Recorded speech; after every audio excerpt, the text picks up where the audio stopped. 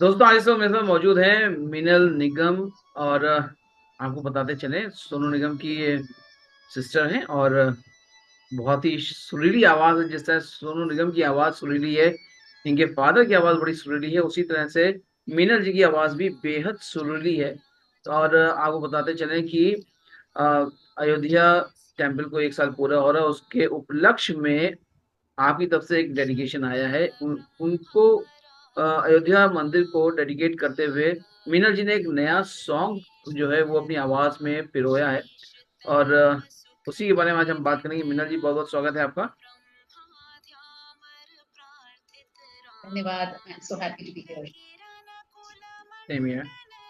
मीनल जी, अपने दर्शकों के लिए हम शुरुआत में पूछेंगे आपसे कि अ, ये जो आपने भक्ति के सॉन्ग जो आपने बनाया, आपने खुद अपनी उसमें आवाज दी, इतनी सुरीली आवाज दी है, तो इसकी तैयारी कितने समय से चल रही थी? मतलब दिमाग में था कि जैसे ही 1 साल कंप्लीट होगा उसके उपलक्ष्य में हम इसको जो है रिलीज करेंगे? एक्चुअली मैं 2016 में अपने आश्रम गई थी और ये आश्रम का ही वहीं से मैंने इंस्पिरेशन ली। और आश्रम में सुबह से शाम तक ऐसे ही कुछ भजन श्लोक चैंटिंग होती रहती है। और वहां से मुझे प्रेरणा मिली कि मैं ऐसा कुछ करूं कि अपने योगा सेशंस में I have been into yoga for many many years now, more than 2 decades। तो उसमें ही मैंने शामिल किया चैंटिंग को। और रिजल्ट्स पर अमेजिंग, लोगों को भी बहुत अच्छा आनंद आया। और तब मैंने सोचा था कि कभी भगवान ने कृपा की तो मैं इसे रिलीज करना चाहूंगी। तो that was way back in 2017। 2016 में मैं आश्रम गई, वहां से इंस्पायर होकर मैंने स्टार्टेड क्लासेस। 17 में मैंने सोच लिया कि कुछ ऐसा करना है कि ऐसे यूनिक श्लोक हैं जो लोगों ने सुने नहीं, जो आश्रम के माहौल में ही हमने सुने। और वो मैं चाहूंगी कि मैं सबके सामने लेकर आऊँ एक एक करके। अगर आशीर्वाद रहा तो जरूर और आगे भी मैं कुछ ऐसे रिलीजेस करूंगी जो औरों ने सुने नहीं है, बट दे आर मैजिक। अ, अ, एक चीज और जानना चाहेंगे, कहना भी चाहेंगे आपसे कि अगर आप शुरुआत में ही आप अगर वो जो भजन है आपका, अगर वो आप गुनगुना सकें तो बहुत अच्छा होगा दर्शकों के लिए। देखिए बालकांड, जो ये पूरा नाम रामायण जो है वो 108 वर्सेस श्लोक का है। और उसका बालकांड भी काफी लंबा है, तो मैं कुछ उसमें से श्लोक आपको सुना। शुद्ध ब्रह्म परात्पर राम, कालात्मक परमेश्वर राम, शेष कल्प सुख निद्रित राम, ब्रह्माद्यामर प्रार्थित राम। श्री राम जय जय राम, श्री जय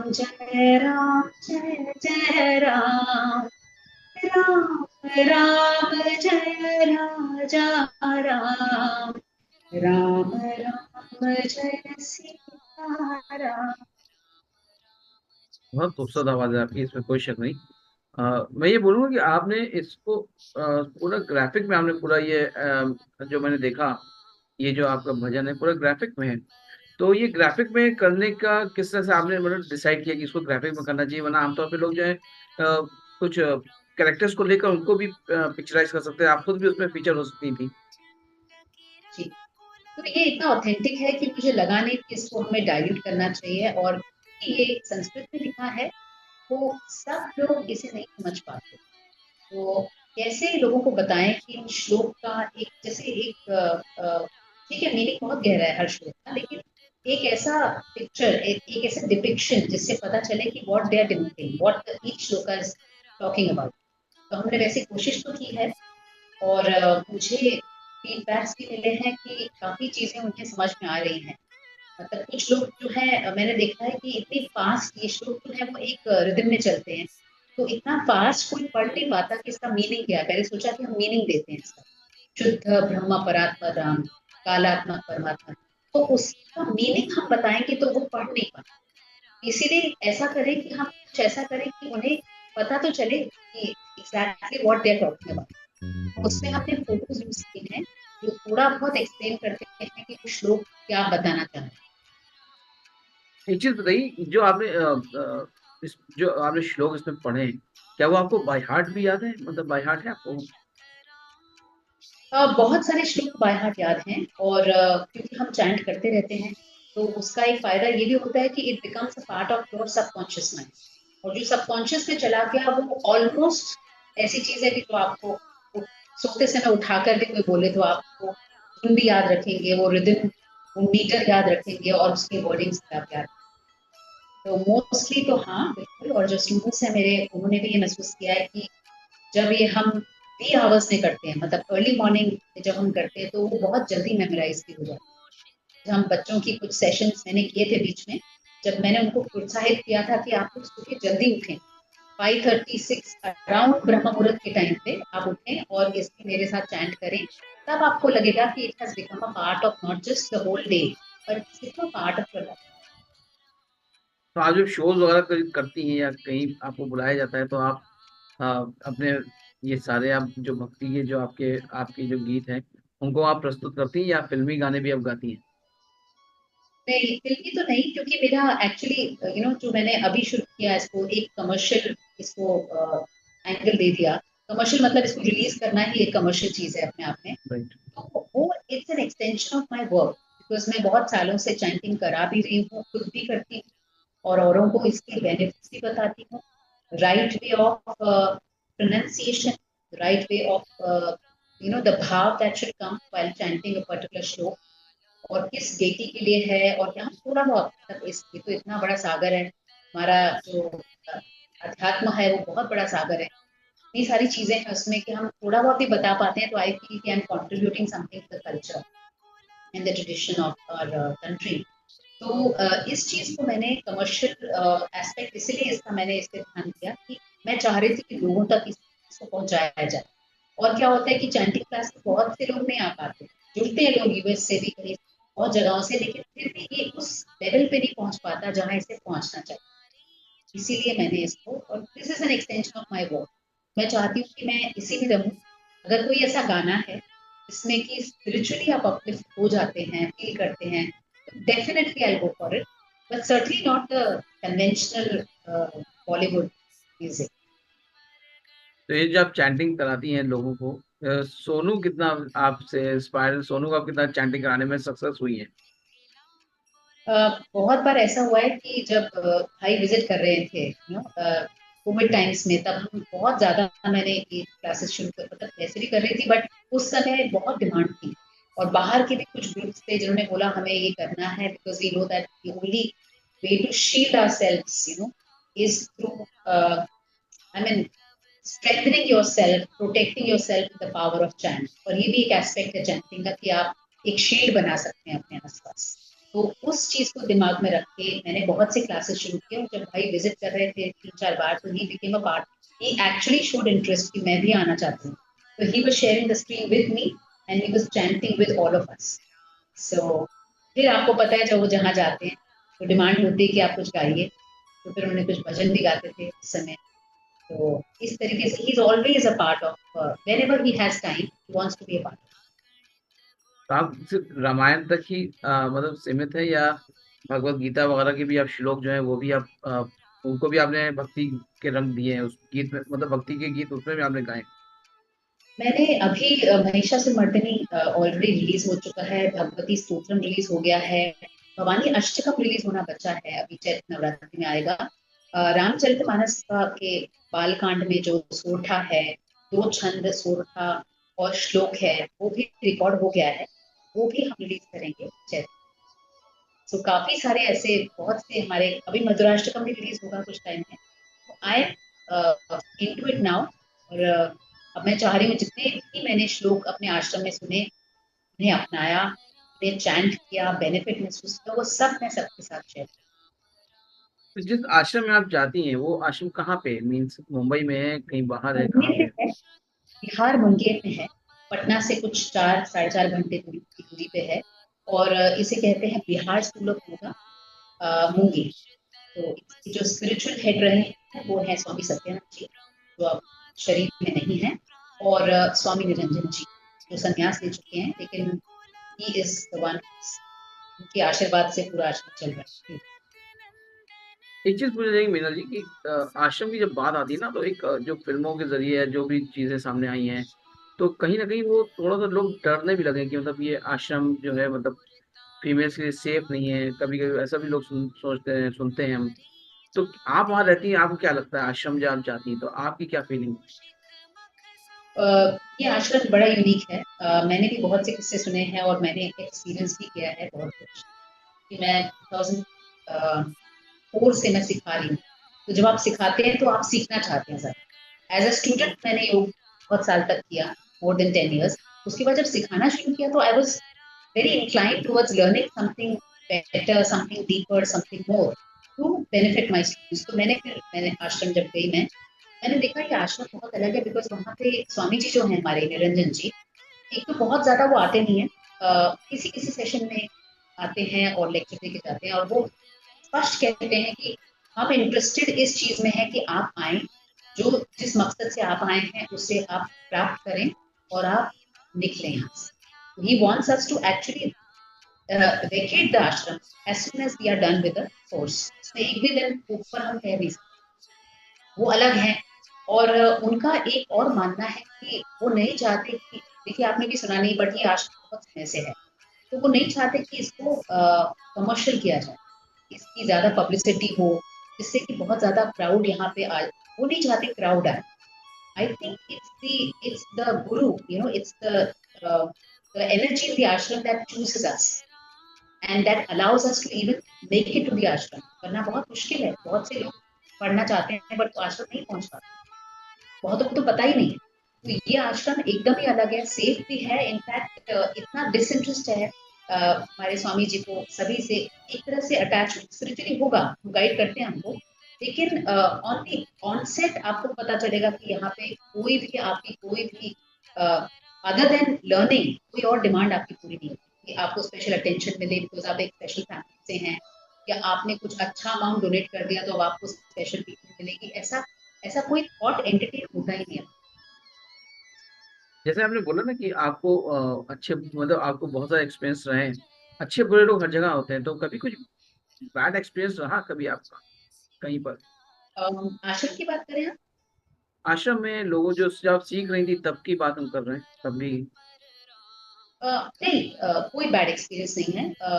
हमें सिर्फ जिस चीज में हम कमजोर हैं, हम ऐसा बहुतों का एक्सपीरियंस रहा है कि जहाँ जिस चीज में हम कमजोर है हमें उस चीज के लिए टेस्ट किया जाता है, और वो सब मुझे ऐसा लगता है कि हम सबकी एनर्जीज भी जुड़ जाती हैं आश्रम जाकर, कि we almost become transparent in front of the teachers over there. वो हमें उसी बात के लिए एड्रेस करेंगे जो चीज हमारी कमजोरी है। वो एग्जाम्पल, कुछ लोग बहुत बड़े बड़े फैमिली से सब आते हैं और काफी फैसिलिटीज उनकी लाइफ में है, स्टाफ है। तो जब वो वहां जाते हैं तो उनसे ऐसे ऐसे काम कराए जाते हैं कि जो उन्होंने कभी पर्सनली अपने घर में कभी नहीं किया होंगे। जैसे हम बाथरूम साफ करते हैं, टॉयलेट साफ करते हैं, हम वहां पे स्वीपिंग, मॉपिंग, गार्डनिंग, पत्ते उठाना, ये सारे काम हम करते हैं। तो उससे आप हम्बल हो जाते हैं, आपको पता चलता है कि भाई आपकी अमीरी, आपकी आपकी पोजीशन, सोशल स्टैंडिंग का यहाँ पे कोई महत्व नहीं। यहाँ पे आप सीखने आए हो, और आप ना सिर्फ अपनी सेवा करेंगे सीख कर, आपको औरों के लिए भी सेवा करें। तो ना सिर्फ आप अपना गंदगी पूछेंगे, अपना रूम साफ करेंगे, बल्कि औरों के कमरे भी आप साफ करें। तो इस तरह। अच्छा, हम एक चीज पूछना चाहेंगे कि जैसे आपको तो बड़ा लंबा एक्सपीरियंस हो गया, तो जैसे कोई न्यू कमर्स, जैसे कोई नई फीमेल्स जाना चाहें आश्रम में, तो जैसे मैं हमारे यहाँ को पहले डिस्कस हुआ कि बहुत सारे लोग, बहुत सारी चीजें हमने सुनी, आपने भी सुनी है आश्रम को लेके, बहुत सारे आश्रम को लेके। तो किस तरह से वो फीमेल्स जो किस तरह से किन चीजों को ध्यान रखें कि हाँ ये आश्रम उनके लिए सेफ है, कैसे पता चलता है मीन्स? देखिए, जैसे मैंने आपको कहा, सबसे पहली बात, मैं जानती हूँ कि आप कुछ और सुनना चाहते हैं, मतलब कि कुछ डिटेल में, लेकिन मेरा ऐसा मानना है कि वहां बुलाया जाए, आप वहां उठ के जा नहीं सकते। ये मेरा फर्म बिलीफ कि आप, और जितना सीखना है उतना सीखने के बाद आपको वापस बुलाएंगे भी नहीं। वो एनर्जी है। मैं ये नहीं कह रही कि कोई पर्टिकुलर हमारे स्वामी जी कर रहे हैं, तो ऐसे में कोई नाम नहीं ले रही। मैं कह रही हूँ वहां की एनर्जी ऐसी है। एनर्जी स्वामी सत्यानंद जी ने और फिर निरंजन जी ने और बाकी बहुत से वहां पे योगी और योगिनियां हैं, उन्होंने ऐसी एनर्जी सेट की है कि वो ऑटोमेटिकली चलता है। वहां पे जिसका आना लिखा है वही आता है, जिसका आना नहीं लिखा, जिसको आकर उपद्रव मचाना है या डिस्टर्ब करना है वहां की शांति को, उसको वहां पे न्योता मिलता ही नहीं है। वो आना चाहेगा तो भी नहीं आता। तो मैं लकी रही कि मैं इतने साल जा पाई वहां। हर साल बाद कोविड आ गया तो ब्रेक लग गया, और मेरा बहुत मन है कि दोबारा मुझे बुलाएं, वहाँ की एनर्जी फिर से।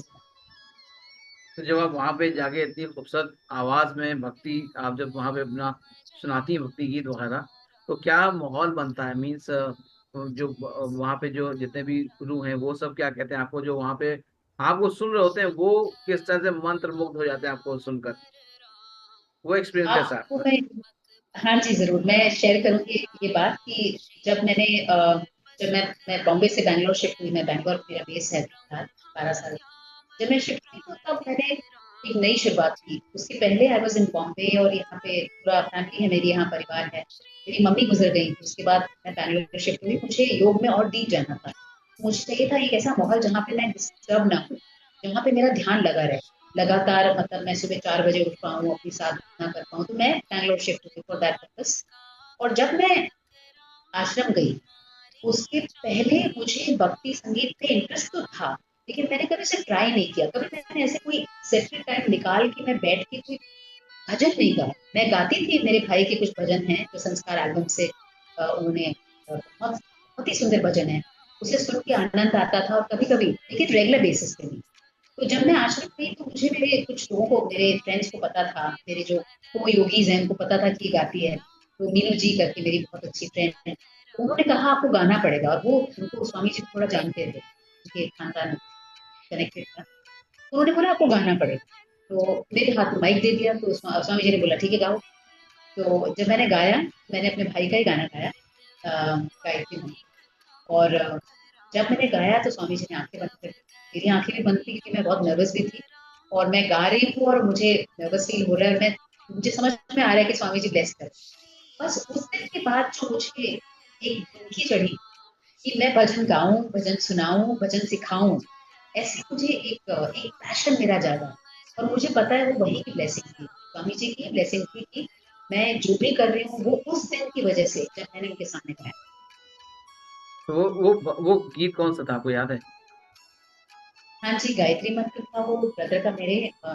ओम भूर्भुवः स्वः। मतलब अब द होल सॉन्ग एक्चुअली ये अ, जो पिक्चराइज भी किया है नेपाल में, तिब्बत में किया है, वो भी इतना खूबसूरत है कि उसको देखेंगे आप तो आपका भी मन करेगा आप गाएं। तो इसको अच्छा। हिंदी में भी एक्सप्लेन किया है। हर एक जैसे गायत्री मंत्र होता है, हनुमान गायत्री होता है, लक्ष्मी गायत्री होता है, वो गा करके हिंदी में भी इसे गाया गया ताकि समझ में। अच्छा, जब आप भी इतने अच्छा, आपकी आवाज इतनी अच्छी है, आपके फादर की आवाज बहुत अच्छी है, सोनू निगम तो खैर कहने क्या उनका तो, घर में माहौल कैसा रहता था? मीन्स पूरा संगीत में माहौल था जब आप लोग छोटे थे, जब बड़े हो रहे थे थोड़ा थोड़ा, जब संगीत में पूरी रुचि हो रही थी आप लोग की? देखिए, घर का माहौल तो संगीतमय था पूरा। और मेरी मदर भी कमर्शियल सिंगर थी, और एज आर्टिस्ट मेरे पेरेंट्स मेरे they fell in love, journey started. तो माहौल तो पूरा संगीत से भरा था। लेकिन कमर्शियल म्यूजिक मेरे फादर नहीं चाहते थे कि मैं, he was overly protective about me. कि उस समय दिल्ली में थे, इतना माहौल नहीं था लड़कियों के लिए, जो आज इतना अच्छा एक्सपोजर होता है तब नहीं था। तो मेरे फादर ने बोला था बेटा आप कुछ अच्छा ऐसा करो जहाँ आप सेफ रहो, यू नो, ये सब नहीं करो। यू कैन, आप शौकिया तौर पे गा सकते हैं, लेकिन आपको डॉक्टर बनना है, इंजीनियर बनना है, वो जो हर माँ बाप की एक इच्छा होती है। बट मेरा तो पूरा इंक्लिनेशन म्यूजिक की तरफ था, डांस की तरफ भी था। मैं बहुत ज्यादा डांस में इंटरेस्टेड थी, मुझे भरतनाट्यम सीखना था। बट वो भी कि हम थोड़े, बैकग्राउंड हमारा इतना वो नहीं, कमर्शियल नहीं था। फादर ने मेरे बोला कि नहीं, ना डांस ना म्यूजिक, अभी आप पढ़ाई पे ध्यान दो। तो मैंने, I was not encourage. But मेरा मैंने अपनी मदर से शेयर किया था कि I want to sing, but I am not too much into the filmi music. तो what do I do, I like bhajans. तब एक कोई बहुत सुंदर सा गीत था, जैसे सूरज की गर्मी में जलते हुए तन, मिल जाए तरवर सरवर की की छाँव। छाया। हम्म, वो बहुत मेरा फेवरेट था। तो उसे सुन के मेरे मुझे आंसू आते थे। पूरा तो समझ जी नहीं जी। आता था, 8-9। My mother used to tell me कि बेटा तुम्हारा अगर इसमें झुकाव है तो अच्छी बात है, ये भजन हैं, ये भजन तो गाने से ना सिर्फ औरों को शांति मिल ना सिर्फ आपको शांति मिलती है, औरों को भी मिलती है। देन शी सेड कंटिन्यू, जब तुम्हें टाइम मिले तुम प्रैक्टिस किया करो भजन। तब मुझे समझ नहीं आया तो प्रैक्टिस करके क्या मिलेगा? तो she said you like it right, continue, कभी ना कभी काम आएगा। देन मुझे आज याद आता है उनकी वो बात की इतने सालों बाद आज वो जो भी मैंने थोड़ा बहुत प्रैक्टिस किया वो थोड़ा बहुत मेरे काम आया। क्या फील करती है जब आप सोनू निगम को देखती हैं, उनकी सक्सेस को देखती हैं, एक बहन होने के नाते कि क्या फीलिंग आती है, क्या प्राउडनेस आती है? बहुत बहुत मतलब ये ऐसी उनकी जर्नी रही है कि कुछ समय मुझे लगा ये समझने में, मतलब बड़ी अजीब सी बात मैं आपको बताऊंगी, मुझे कुछ समय लगा समझने में कि हम अलग हैं। आप समझ रहे हैं, एज अ यूनिट हर इंसान अलग होता है, भले आप भाई बहन हैं या माता पिता में भी जो वाइफ है हस्बैंड है, उन सब की भी उनकी भी जर्नीज अलग अलग, आप अपनी जर्नी किसी की जर्नी से मर्ज नहीं कर सकते। ये बहुत समय तक मुझे समझ नहीं आया, मुझे लगा, ऐसा लगता था कि जब वो गाते थे या उनको अप्रिसिएशन मिलता था तो ऐसा लगता था कि मुझे अप्रिसिएशन मिला, जैसे कि मैंने कुछ अचीव कर लिया हो। बहुत समय बाद मुझे समझ आया कि हम हमारी जर्नीज अलग अलग हैं। जब मेरी शादी हो गई, जब मुझसे एक्सपेक्ट किया गया कि अब तुम कुछ करो, अपनी लाइफ में भी कुछ करो, all I knew was dancing and singing, मुझे कुछ समझ ही नहीं आता था और क्या करना है। मैंने एक दो चीजें ट्राई भी करी, पर वो सक्सेसफुल नहीं हुई। और मैं एक उसमें पड़ गई कि क्या करूं क्या नहीं। और भाई का जो संगीत था वो तो मतलब आप पूरी दुनिया ही अप्रिशिएट करती है, तो हम भी, और इतने उन्होंने स्टैंडर्ड्स इतने हाई सेट करते थे कि लगता था कि नहीं, अगर गाना है गायकी हो तो ऐसी हो, अगर गाना है तो इनकी तरह गाना है, और अगर थोड़ा भी कम है और बहुत कम है ऑब्वियसली, उनका तो जो लेवल है वो तो लेजेंडरी है, तो हमें लगता था कि यहाँ पे this is nothing in front of my brother. ये भी एक चीज थी अंदर कि जो पिताजी मेरे गाते हैं, जो भाई गाते हैं, उसके सामने ये क्या है, कुछ नहीं।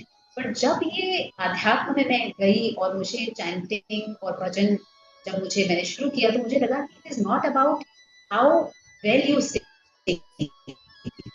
it is about how well you express yourself, how well you can make people feel the presence of God.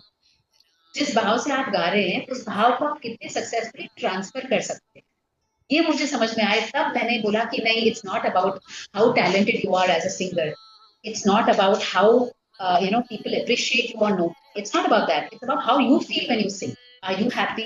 Are you feeling the presence of God? आप समझ रहे हैं?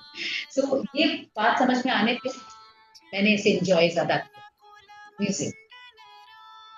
सोनू का आपको मतलब कितना सपोर्ट रहता है? मीन्स आप जैसे आपने बहुत कुछ करना चाहा, तो उन इलाकों में, उन एरिया में सोनू निगम ने आपको एज अ ब्रदर कितना सपोर्ट किया? बहुत उनका सपोर्ट हर चीज में रहता है। जब इवन तो मैं as as a yoga teacher, मैं कोई बहुत ज्यादा अपने आप को मैंने पॉपुलराइज नहीं किया, बहुत मैं I am a very simple and a very close person. मुझे नहीं चाहिए कि बहुत ज्यादा पता चले कि मैं I choose to stay in the background. मुझे लगता है कि, और मैंने बहुत से मेरे मेरे अंडर जो सीखे हैं वो मुझसे बहुत ज्यादा पॉपुलर हैं, वो बहुत ज्यादा मुझसे आगे बढ़ चुके हैं कमर्शियल, वो लोग जानते हैं। लेकिन मैं नहीं, क्योंकि मेरा नेचर ही ऐसा कुछ है कि मुझे लगता था कि एकांत में जाकर छुप कर मेडिटेट करते रहो और ग्लोबल पीस पे काम करो, मतलब